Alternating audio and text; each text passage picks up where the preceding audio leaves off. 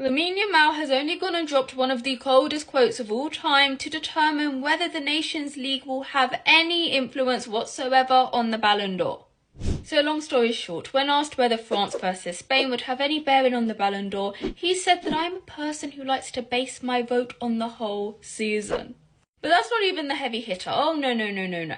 He then proceeded to say, well, if people want to risk it all on one game, then let's play that game.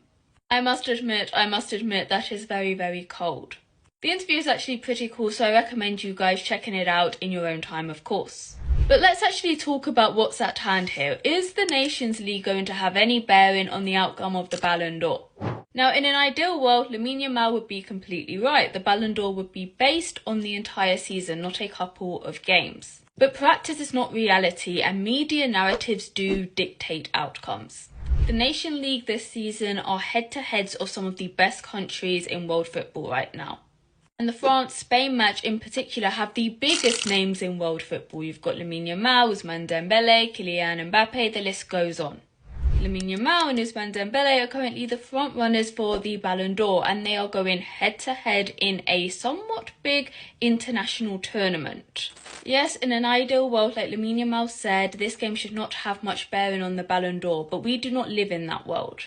As I said, you have two of the best international teams in the world with the best players in the world going up against one another. Media narratives will be drawn, and this is a game that could shift the tide in favour of Ousmane Dembele or Lamine Yamal. And this might be Lamine Yamal's only chance to snag the Ballon d'Or, because the Club World Cup is coming up and he is not a part of it. Now, this tournament has been coined as a Mickey Mouse tournament by many fans, especially those whose teams are not in the Club World Cup.